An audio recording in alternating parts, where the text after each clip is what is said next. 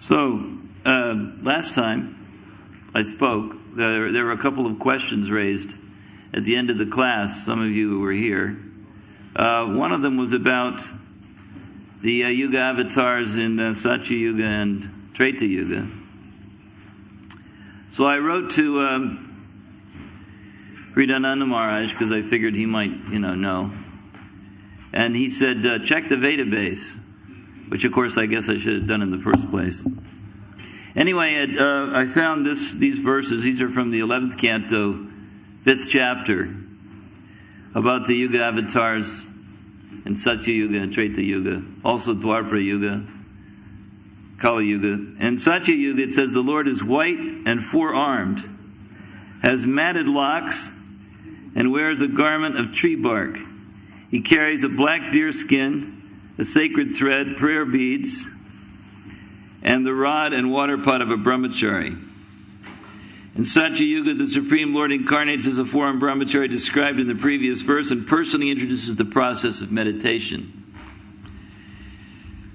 And it says in Satya Yuga, the Lord is glorified by the names Hamsa, Suparna, Vaikuntha, Dharma, Yogeshwara, Amala, Ishwara, Purusha, Abhyakta, and Paramatma. So just as Krishna has, according to Lord Chaitanya, I think he said millions of names. But anyway, these are some of the names that the Lord is known by in the Satya Yuga. He comes in a four-armed form, whitish in color and complexion, and teaches the process of self-realization for that age, which is meditation. Then it goes on to the next age. In Treta Yuga, the Lord appears with a red complexion. He has four arms, golden hair. Now, this is quite an extraordinary looking personality, I would think. Golden hair and a red complexion. That's pretty unusual. You don't find that too often in human society. Is there any? Not too many. I can't think of where that would naturally occur anyway. But he wears a triple belt representing initiation into each of the three Vedas, embodying the knowledge of worship by sacrificial performance, which is contained in the Rig, Sama, and Yajur Vedas. His symbols are the ladle, spoon, and other implements of sacrifice. So, here we have a four-armed form of the Lord with golden hair and a red complexion, wearing a triple belt representing initiation into each of the three different Vedas, Rig, Sama, and Yajur Vedas. And he carries a ladle, spoon, and other implements of sacrifice. So he comes to teach this sacrificial process. And it also explains a little bit about how he is known. It says in Treta Yuga, the Lord is glorified by the names Vishnu, Yagya, Prishnigarbha, Sarvadev, Urukrama, Vrishakapi, Jayanta, and Urughaya. So these are some of the names of the Lord in the Treta Yuga, who comes to teach the Yuga Dharma for that age, which is sacrificial performance. Now, actually, Krishna is described as the Yuga avatar for the Dwapara Yuga. And so we know that the process of self-realization for that age was deity worship. So there's a description. It's not as direct in some ways, but it mentions that it gives a description how his incarnation is marked with that he has a Srivatsa mark on his chest with very distinctive ornaments and weapons. But in the, I'm just trying to scroll down to the right point. There's a verse here. It says, my dear king, in Dwapara Yuga, men who desire to know the Supreme Personality of Godhead, who is the Supreme Enjoyer, worship him in the mood of honoring a great king, following the prescriptions of both the Vedas and Tantras. So this actually refers to deity worship in the mood of awe and reverence, when we worship the deity. And actually Krishna was worshipped in this way in Dwarka, especially in awe and reverence. So the mood of deity worship is awe and reverence, and as though the Lord was a great king with his consort and his followers. paraphernalia. And it says, when Krishna was leaving the city of Hastinapur, Arjuna personally held an umbrella over the Lord, and Uddhava and Satyaki fanned the Lord with decorated fans. So he was treated almost, when he was on the earth, he was personally worshipped. Then just after his disappearance, his sons and grandsons established deities of Krishna everywhere. In fact, there's a description somewhere in the Bhagavatam, I think it's first canto or second canto, where it describes how these deities were installed in places all over the world. But some of them have not been found to this day. In the course of time, some of them are still there in India. And deities were established in Mathura and various other places. But it says that in other parts of the world, they're still trying to find these deities are still undiscovered. So this was the established system. And when Chaitanya Mahaprabhu came, of course, he gave the Yuga Dharma for the Kali Yuga, which is this chanting of the holy names. Now, the second question that was raised, and I can only answer this, I haven't found any direct references, but by point of logic, whenever they describe the process of self-realization for each age, they always say the same thing. Satya Yuga, meditation; Dwapara Yuga, deity worship; Treta Yuga, sacrificial performance; and Kali Yuga, the chanting of the holy name. So the second question was, what is the process of self-realization in other Kali Yugas? And logically, you'd have to say that it would have to be the same in each time, because the Yuga cycles are endlessly rotating, and each time the same system of self-realization is described. It just says Kali Yuga. It doesn't say just in this Kali Yuga. It always just says Kali Yuga. So as a point of logic, at least, philosophical speculation. Prabhupada said there's two kinds of speculation. One is mental speculation, which means that you come to a conclusion that's not very Krishna conscious.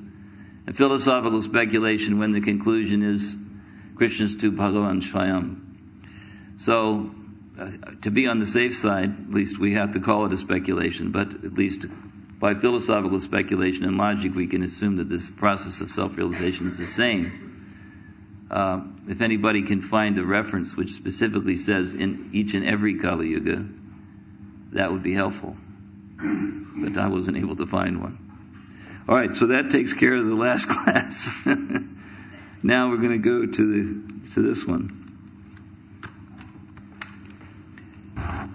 And the verse on the board is Adi-lila chapter 3, text 92.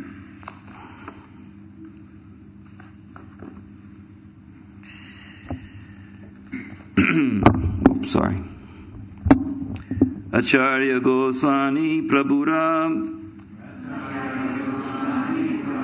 Bhaktavatar Krishnavatar Hetu Yanhara Hungar. So I'm going to switch glasses. This is what happens when you get older, you see. You're dependent on so many material arrangements. Okay. How do you say that second word? You know. Second word in the verse. Goshai. Okay. Acharya Gosai Prabhura Bhaktavatar Krishna Avatar Hetu Yanhara Hunkar. Acharya Gosai Prabhura Bhaktavatar Krishna Avatar Hetu Yanhara Hunkar. Okay.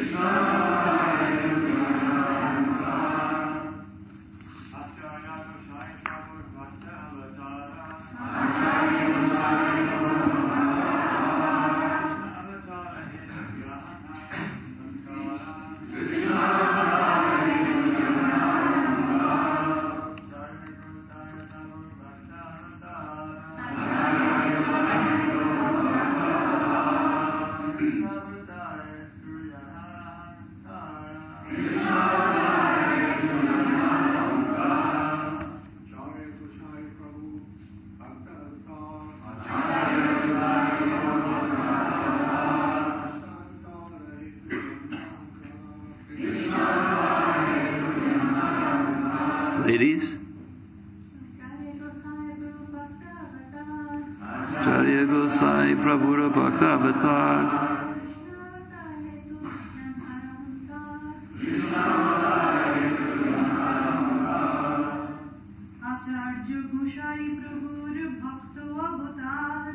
Acharya Gosai Prabhura Bhakta Avatar. Krishna Avatara Hetu Yanhara Hunkar. Anybody else?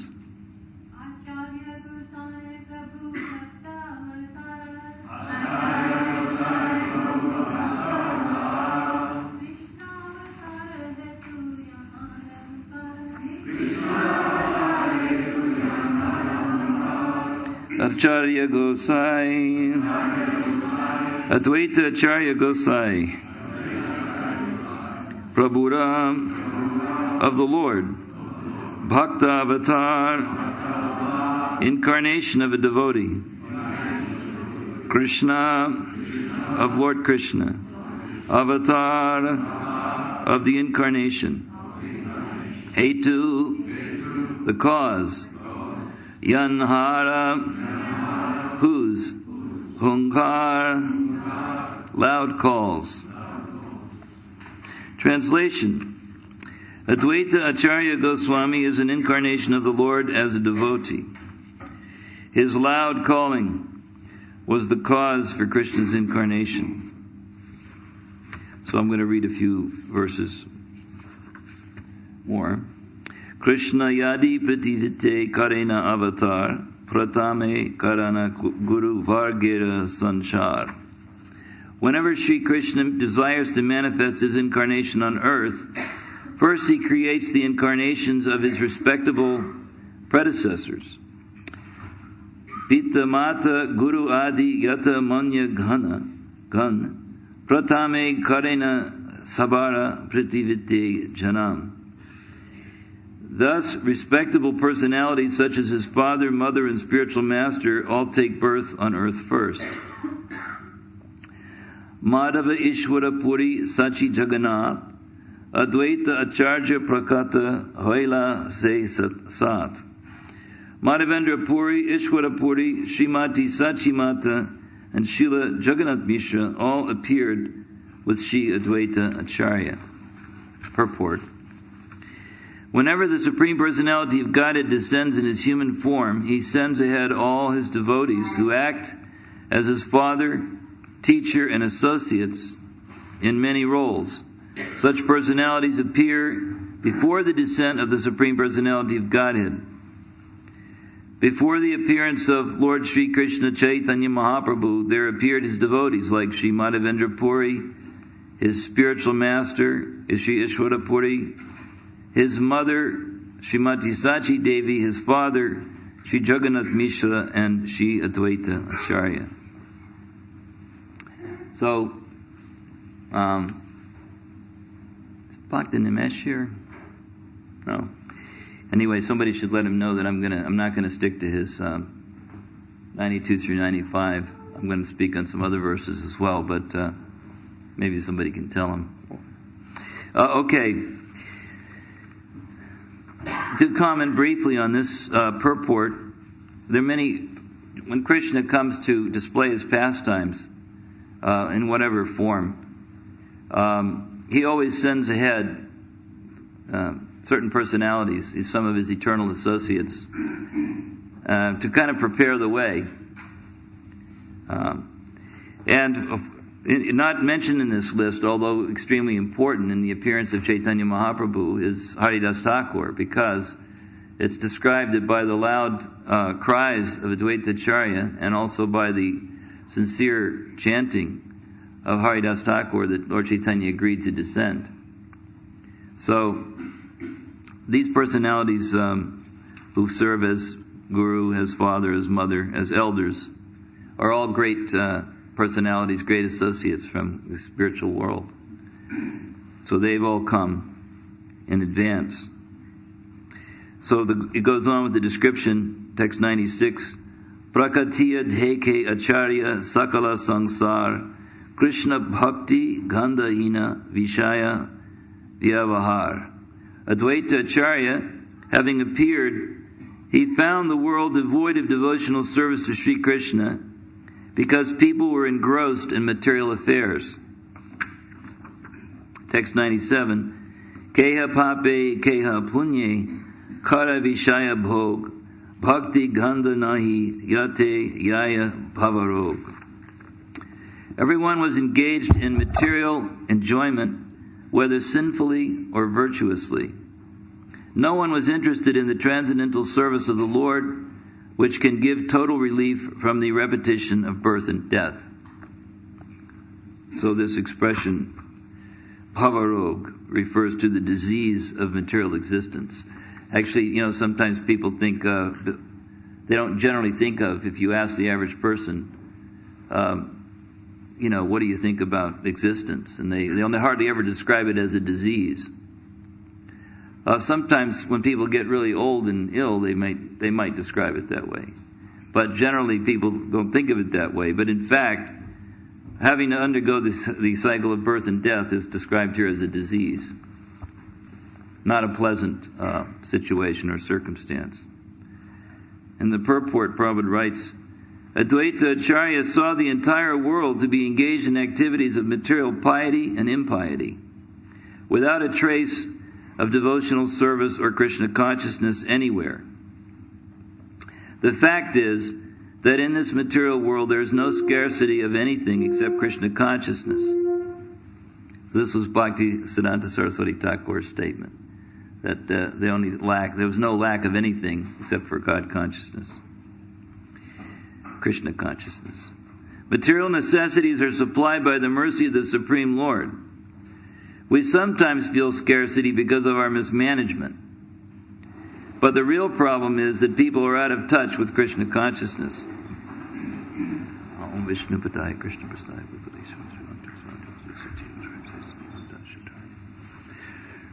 This is a very important point that Prabhupada is making here, because sometimes people say that there is tremendous scarcity in the world, scarcity of resource, scarcity of food, scarcity of so many things. But according to this, that actually in a material sense, there's no scarcity. But there is a scarcity of Krishna consciousness, and therefore, because of the lack of Krishna consciousness, things are mismanaged. So actually, there's full capacity to grow sufficient food to feed the world, and yet because of greed and selfishness and various other forms of mismanagement, it's not being properly distributed.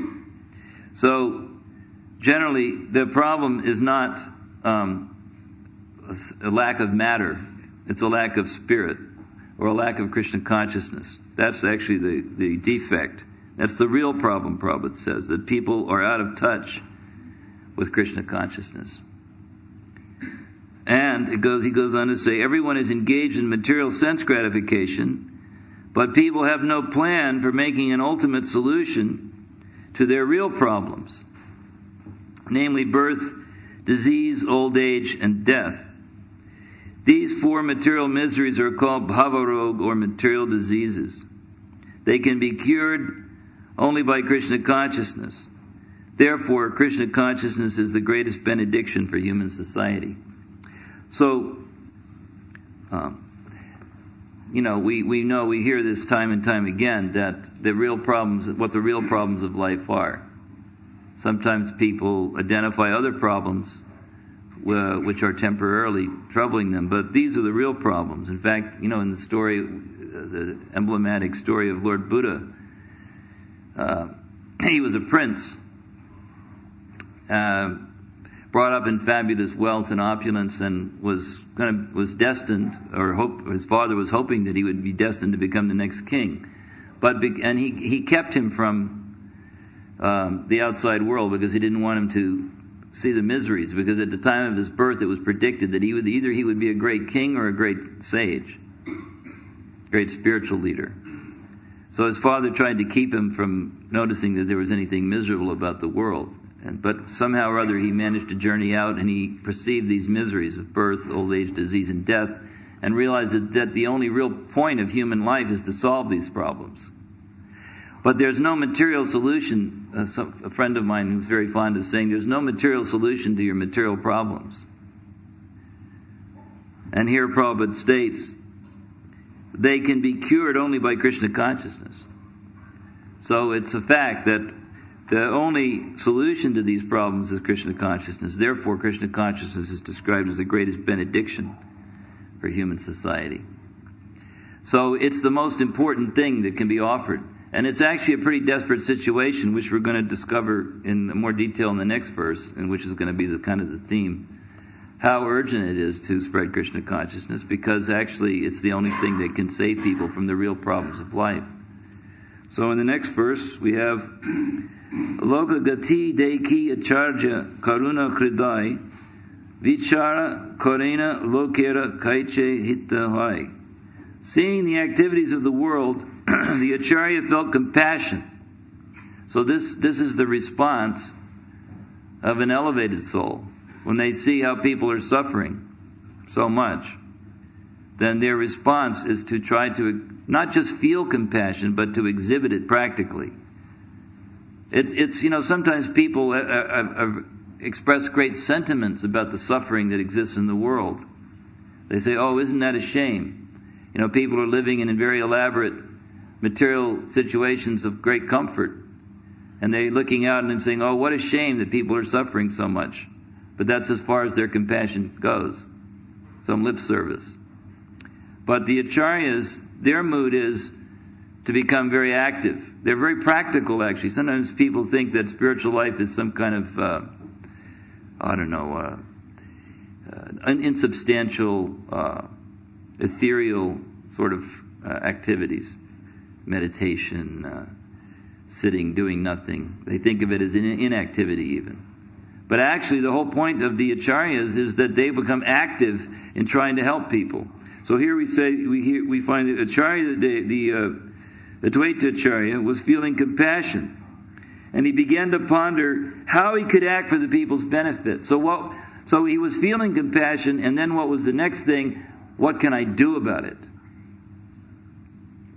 Prabhupada was also very practical like that. There's a nice story that Satsvarup Maharaj tells. Of course, he happened to be the one that had to learn this lesson the hard way by being chastised. But it's an important point. He was serving as Prabhupada's secretary. And Prabhupada had asked him to send a letter to somebody and make an enclosure of some document. So the letter was sent. And then the response came back that, I got your letter, but there was no enclosure.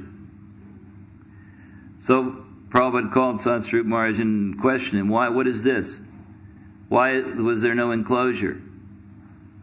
And Satsvarup Maharaj, of course, well, I'm sorry, I forgot to put it in. But then Prabhupada began to question him very intensely, but why? Why have you forgotten? And so he became kind of, he didn't know what to say. So then he began to make excuses. And finally he was saying things like, I guess it must be because I don't love you enough that I don't, and things like that. And Prabhupada just didn't like any of his answers. He's saying, why?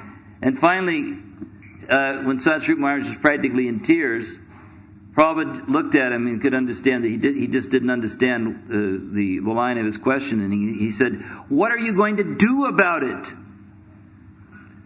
So that's what Prabhupada wanted to know. Not, how you're feeling, why you forgot, how you're not a good devotee. And so all this, kind of rubbish, self-pitying sort of excuses. What are you going to do about it? Then Satsvarup Maharaj could understand. Okay, I'll send another letter with the enclosure explaining that I forgot to enclose it the last time and apologize. Prabhupada said, yes, do it. So this is Acharya. He doesn't want to hear a lot of sentiment. Sentiment's all right. Not that we shouldn't have sentiment. But the sentiment should be accompanied by practical activity. Talk is cheap, they say. People sometimes express big plans about what they're going to do, and they have this scheme and that scheme, and they draw elaborate, draw up elaborate plans, and plan makers, probably calls the plan makers. And in the end, nothing happens. So Prabhupada was very practical in this respect. If somebody had a plan and they were actually doing that, executing it, he would spend time with them and encourage them like anything and work with them. But if they just talked and didn't do anything, he wasn't. Like that story, you probably heard me tell it before, some of you. There was one of his disciples, Prabhupada was speaking, and he said, didn't Lord Buddha teach something similar to what you teach? Prabhupada's response, do you follow Lord Buddha? The disciple, well, no. He said, you simply speak of him? He said, Lord Buddha was very nice. He was a great prince. He renounced everything to become self-realized. Do like that. He said, follow Lord Buddha or Jesus Christ or Muhammad or Krishna. He said, it doesn't matter much, but do something and do it perfectly. So his point was, don't just talk, do something. And that's the nature of the Acharya. That's the example of all the great Acharyas. That they figure out the ways and means to distribute Krishna consciousness to others because of its urgent necessity. So anyway, let's read the purport. Purport, this sort of serious interest in the welfare of the public makes one a bona fide Acharya. An Acharya does not exploit his followers. Since the Acharya is a confidential servitor of the Lord, his heart is always full of compassion for humanity in its suffering. He knows that all suffering is due to the absence of devotional service to the Lord, and therefore he always tries to find ways to change people's activities, making them favorable for the attainment of devotion. That is the qualification of an Acharya. Although Sri Advaita Prabhu himself was powerful enough to do the work, as a submissive servitor, he thought that without the personal appearance of the Lord, no one could improve the fallen condition of society. I mean, Advaita Acharya was actually an incarnation of the Lord. He was a combination of Mahavishnu and Sadashiva. So, I mean, he was certainly sufficiently powerful to do this, but he felt that Chaitanya Mahaprabhu would be able to be the most effective. And he was always in the mood of a servitor also. That is the interesting aspect of the Vishnu Tattva. That although they are personally expansions of the Lord, they're always thinking of themselves as servitors of the Lord. So in that mood, it says, he was thinking that no one could, but Lord Chaitanya himself, could improve the fallen condition of society. In the grim clutches of Maya, the first-class prisoners of this material world wrongly think themselves happy because they are rich, powerful, resourceful, and so on. These foolish creatures, and this is a great sentence, sometimes in Prabhupada's thrashing materialistic attitudes, he becomes very poetic. It's kind of like the nature of the Acharyas, they're poetic. It's one of the qualities of a devotee, one of those 26 qualities. So here it says, these foolish creatures do not know that they are nothing but play dolls in the hands of material nature, and that at any moment, material nature's pitiless intrigues can crush to dust all their plans for godless activities. This is a great sentence. I mean, I just want to read it again because it's so good.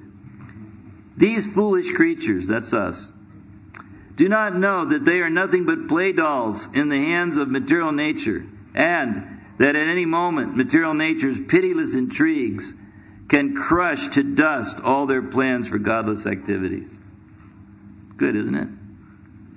Such foolish prisoners cannot see that however they improve their position by artificial means, the calamities of repeated birth, death, disease, and old age are always beyond the jurisdiction of their control.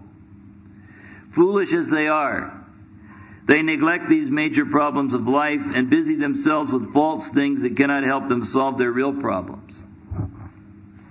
They know that they do not want to suffer death or the pangs of disease and old age, but under the influence of the illusory energy, they are grossly negligent and therefore do nothing to solve their problems.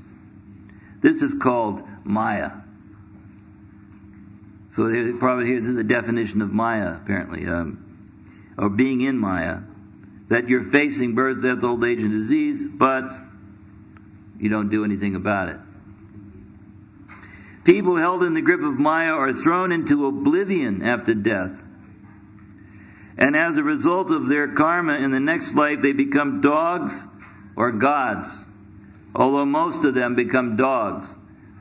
Now, this is a significant statement. Sometimes we might want to get sentimental about people taking a human birth after this life. Well, most of the population is not going to take a human birth, according to this, because of their activities. I mean, people are not, generally in this age, are not really heavily involved in pious activities. Generally, they're very much involved in meat eating, gambling, illicit sex, intoxication, etc., etc. So, that's the general absorption. A few people maybe are engaged in sufficiently pious credit activities to warrant a human birth, but here it says, but most of them become dogs. Dogs is a euphemism for, lower creatures.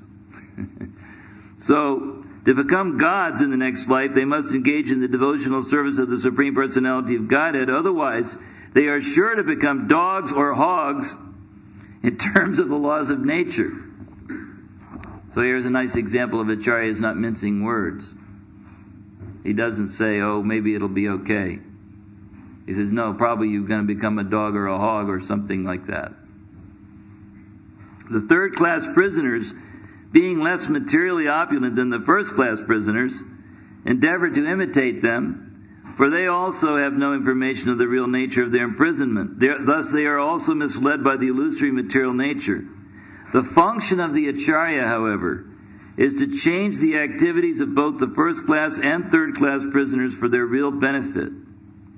This endeavor makes him a very dear devotee of the Lord, who says clearly in Bhagavad Gita that no one in human society is dearer to him than a devotee, who constantly engages in his service by finding ways to preach the message of Godhead for the real benefit of the world. The so-called Acharyas of the age of Kali are more concerned with exploiting the resources of their followers than mitigating their miseries. In other words, it's basically a money-collecting business. But Sri Advaita Prabhu, as an ideal Acharya, was concerned with improving the condition of the world situation. So, this mood of the Acharya to actively engage, and they give their whole life and soul to this endeavor. What time do I have? I mean, how late does the class go? That's what I'm trying to. Huh? 9. Oh, okay. So I have some time. I'll try not to hold you until then. Leave some time for questions, but. This mood of actively engaging in coming up with novel ways to engage people in Krishna consciousness, this is the mood of the Acharya. This is what their whole life and soul. We see that in recent history, especially Bhaktivinoda Thakur, Bhaktisiddhanta Saraswati Thakur, and Srila Prabhupada. They all had this mood of outreach, of not just simply practicing, not just being concerned about their own. Sometimes we hear devotees talk a lot about spiritual advancement. I want to try to make spiritual advancement, and they think that somehow that if I really think about myself all the time and how I can be benefited, that I'll make advancement. But actually, the key to spiritual advancement, if that's what a person's worried about, is service. If you want to make spiritual advancement, then think how you can be of service. That's the key to spiritual advancement. In fact, if you should be concerned with service, not advancement. Advancement will take care of itself. So this is the mood of the Acharya, that they're concerned with the service of helping people. They're not concerned about themselves. The example is Prahlad Maharaj. Prahlad Maharaj was praying, this is in the 7th canto. Prahlad Maharaj was praying, my dear Lord, I'm not concerned about myself, but I'm concerned with love, out of affection, for all those fools and rascals that are rotting in material existence. The first time I ever saw Prabhupada in New York City in 1971, that's the only thing I can remember from the lecture, but it really struck me that he was saying that this was the mood of Prahlad Maharaj, that he was simply thinking about how others could be helped. What was the first thing he asked for when Lord Nrsimha asked him if he wanted any kind of a benediction? Does anybody know? Yeah. Huh? Well, not as I remember it. Yes? Yeah, he asked that his father be delivered. Now look, think of who his father was. His father was probably the greatest demon ever. He demonized and terrified the whole universe. And yet the first thing he asked the Lord for was to forgive his father and to give him liberation. So this is the mood of an acharya, that despite anybody's condition, they're thinking, how can they be assisted to make progress getting out of this bhava rogue that we've been describing. So this was the mood of Prahlad Maharaj. How can they be? So that was the first thing that ever registered on me, that Prabhupada said. And it was obvious, as he was speaking, that he was the personification of that mood. That, he was speaking about Prahlad Maharaj, but what was he doing? Exactly this. He was simply constantly traveling, writing, preaching, just to try to help, bring people to this point of Krishna consciousness. He gave his whole life. Some people have even analyzed that his life was actually shortened because he expended so much energy and effort and underwent so much difficulty in spreading this Krishna consciousness. Prabhupada used to also cite the example of Jesus Christ, that he gave his life for the benefit of his followers. So I looked up a couple of things, because this theme that really struck me here is it says about the next birth, why it's such a critical thing to spread Krishna consciousness. In the I can't remember which canto this is from. Just a second. Second canto, 10th chapter. Prabhupada writes a purport to this verse. The verse is talks about renunciation. The verse has to do with the theme of renunciation. But in the purport, Prabhupada writes, high government officers and ministers stick to their prized posts until death, and they neither dream nor desire to get out of homely comforts. Bound by such hallucinations, materialistic men prepare various plans for a still more comfortable life. But suddenly, cruel death comes without mercy and takes away the great plan maker against his desire, forcing him to give up the present body for another body. Such a plan maker is thus forced to accept another body in one of the 8,400,000 species of life, according to the fruits of the work he has performed. In the next life, persons who are too much attached to family comforts are generally awarded lower species of life on account of sinful acts. Now, this is another important thing to remember as preachers of Krishna consciousness, that not only is there a danger of having to take birth again, but there's a danger of having to take birth again in lower species of life. That is a very real and pressing concern. That generally people who are living a normal materialistic lifestyle in this age, they're not going to take a nice human birth next time. They're going to take probably a lower birth. In fact, that was identified by Prahlad, again, as the greatest danger of having to take birth again. This is the greatest danger that we face, is not only to think about it, taking birth again as some creature without any Krishna consciousness. Simply having to suffer in that body and work your way gradually back up to the human platform again. This may take millions of years, depending on how much you're demoted in this lifetime. So it's actually a very serious existential situation. The plight of the living being in this world. It's a very serious matter. And it's not a question of arrogance or egotism to think, oh, we've got the answer. I mean, it's just a necessity to try to get this information out.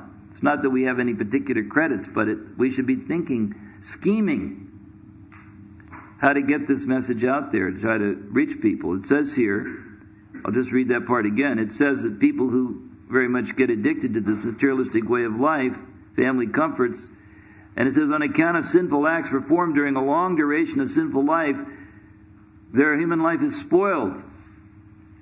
They're awarded lower species of life, it says. In order to be saved from the danger of spoiling the human form of life and being attached to unreal things, one must take warning of death at the age of 50, if not earlier. So this is the Vedic system. That at 50, one reduces his material involvement and focuses his mind, his energy, his efforts on self-realization and on trying to help others. Here's another section from the 10th chapter of 2nd Canto. It says, if a human being develops taste without discrimination, as does the swine, then the controlling deity is certainly certified for the next term to award him the body of a swine. The swine accepts any kind of foodstuff, including stools, and a human being who has developed such indiscriminate taste must be prepared for a degraded life in the next life. Such a life is also God's grace, because the conditioned soul desired a body like that for perfectly tasting a particular type of foodstuff. If a man gets the body of a swine, it must be considered the grace of the Lord, because the Lord awards the facility. After death, the next body is offered by superior control, not blindly. A human being, therefore, must be on his guard as to what sort of body he is going to have in the next life. An irresponsible life of indiscrimination is risky. So that's the risk, this lower animalistic form and consciousness. And that is the declaration of all scriptures. Then, in another place, he says, this is from the 3rd Canto, if I am in the mode of goodness, then I may be preparing for promotion to the higher planets. If I am in the mode of passion, then I shall remain here in a society where activity is very prominent.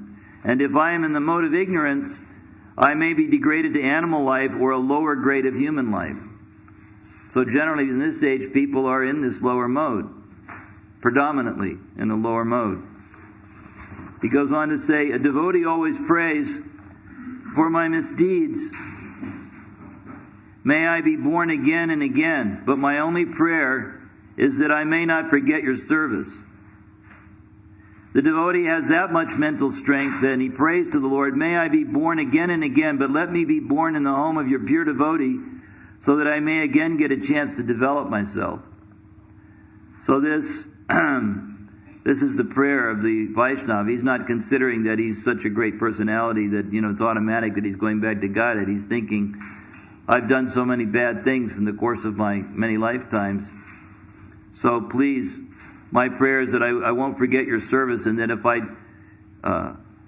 I am born again, at least let me be born in the home of your devotee, so that I might remember you.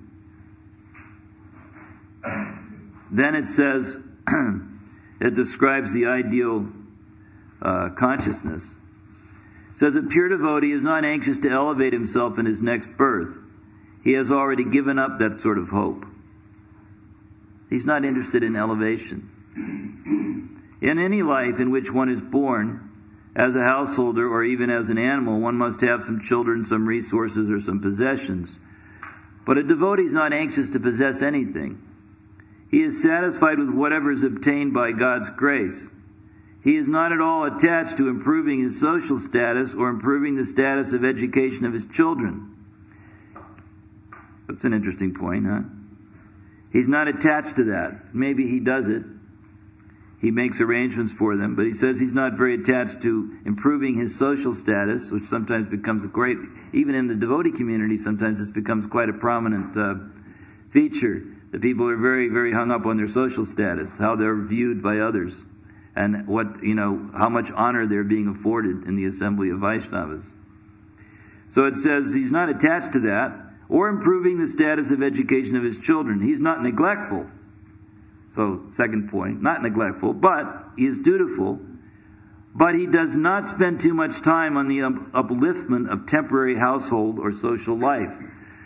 So what happens sometimes is that people become obsessed or overly concerned with a very temporary situation. And therefore, a lot of their human energy goes into this, into what he describes here as the upliftment of temporary household or social life. He fully engages in the service of the Lord, and for other affairs, he simply spares as much time as absolutely necessary. In other words, he's not neglectful, as he mentioned earlier, but he doesn't waste too much time on it either. Whatever is absolutely necessary. And then he says, Yatar ham upayunjata. Such a pure devotee does not care for what is going to happen in the next life or in this life. He does not care even for family, children, or society. He fully engages in the service of the Lord in Krishna consciousness. It is stated in Bhagavad Gita that without the knowledge of the devotee, the Lord arranges for his devotee to be immediately transferred to his transcendental abode just after leaving his body. After quitting his body, he does not go into the womb of another mother. The ordinary common living entity after death is transferred to the womb of another mother according to his karma or activities to take another type of body.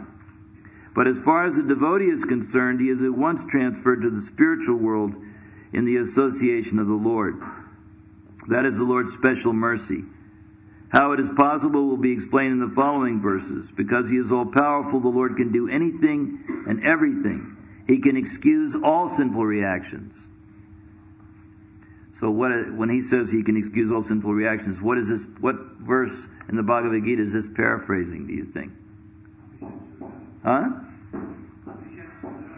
That's one. Anybody else? Huh? I can't hear. Yes, very good. Thank you. That's an important verse. He says, I'll take care of all your sinful reactions. Don't fear. Do not fear. So if one's fully surrendered to the service of the Lord, he doesn't have any problems. There was a disciple once who was crying and lamenting about something or other, and Prabhupada was patting him and saying, "You have no problems," and smiling. "You have no problems." The devotee was thinking he had plenty of problems, but Prabhupada was patting him saying, "You have no problems," because he was fully engaged in Krishna consciousness. He was telling him, really, you don't have any problems anymore. There's only 4 problems, and, these are quickly being solved. You have no problems. So if you're fully engaged in Krishna consciousness and trying to distribute Krishna consciousness, you don't have any problems. One time, somebody asked Prabhupada something about, I don't remember the exact wording, but it's this effect. He said, some reporter asked, do you experience any difficulties in spreading this Krishna consciousness movement? Prabhupada says, I have no difficulties. He said, you have difficulties. Which is certainly the case. He says, I have no difficulties. He said, you have difficulties. So, because he is all-powerful, the Lord can do anything and everything. He can excuse all sinful reactions. He can immediately transfer a person to Vaikuntha Loka. That is the inconceivable power of the Supreme Personality of Godhead, who is favorably disposed to the pure devotees. So, if we're focused and absorbed in trying to figure out how to spread Krishna consciousness and be of service to the Vaishnavas, then we'll have no problems. It doesn't mean you won't encounter difficulties. It doesn't mean your mind will never become agitated. It doesn't mean, it doesn't mean a lot of things. It doesn't mean that, that you won't have to struggle. But it means that ultimately you don't have any problems. And because you're simply focused on how to present, how to spread, how to reach out. And also, of course, first it begins with your own practice. You have to practice Krishna consciousness. You can't convince people very easily if you're not practicing. In fact, that's the description of the Acharya. That there's 2 things. There's those who practice very nicely but don't preach, and then those who preach quite nicely but don't practice.